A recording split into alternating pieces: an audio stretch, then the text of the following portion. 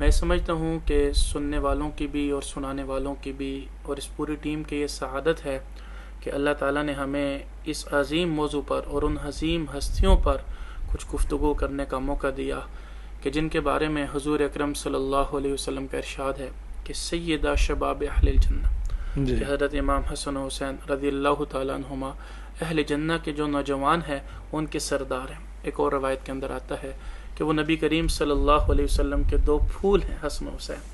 ایک روایت کے اندر آتا ہے کہ آپ صلی اللہ علیہ وسلم کے ساتھ ان کی جسمانی فزیکلی مشابہت بھی تھی، اور حضرت حسن رضی اللہ تعالیٰ عنہ جو جسم کا اپر باڈی پورشن ہے نبی کریم صلی اللہ علیہ وسلم کا، وہ حضرت امام حسن رضی اللہ تعالیٰ عنہ، اور جو لوور باڈی پورشن ہے وہ امام حسین رضی اللہ تعالیٰ عنہ سے ملتا جلتا تھا۔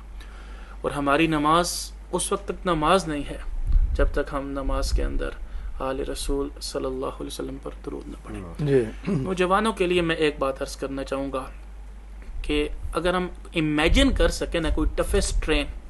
کوئی ٹفسٹ ایریا، کوئی ٹفسٹ فیلڈ، کوئی ٹفسٹ صحرا، کہ مشکل ترین موقع کون سا ہو سکتا ہے، تو میں سمجھتا ہوں وہ یہ واقعہ کربلا تھا۔ صحرا تھا، پانی نہیں تھا، موت سامنے تھی، تلواریں سامنے تھی، خون سامنے تھا، لیکن ایسے موقعوں پہ جو میں ایک پیغام نوجوانوں سے عرض کرنا چاہوں گا کہ اس موقع پر بھی حضرت امام حسین رضی اللہ تعالی عنہ نے اور ان کے ساتھ جتنے ٹیم ممبرز تھے انہوں نے نماز کو نہیں چھوڑا۔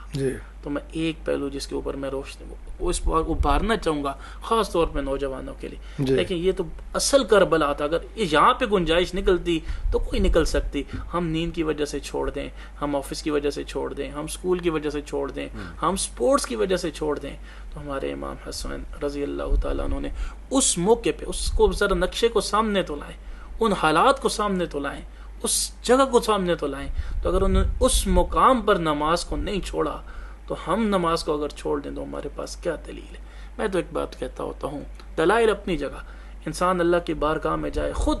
اللہ کی محبت میں ایک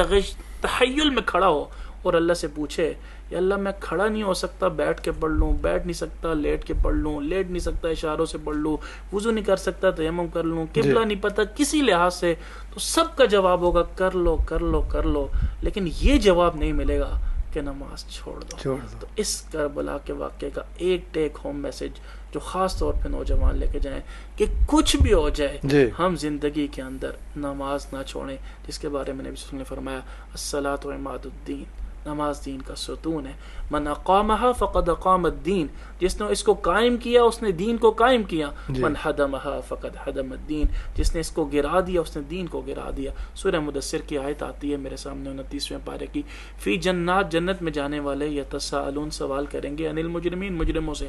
ما سلککم فی سقر، کون سا ایسا گناہ تھا جس نے تمہیں جہنم کی وادی سقر میں پہنچا دیا؟ 4 جواب ذکر ہیں، اس میں سے پہلا جواب ہے قالوا لم نک من المصلین، ہم نماز نہیں پڑھتے تھے۔ تو اللہ تعالی ہمیں ہمارے نوجوانوں کو نماز کا پابند بنائے۔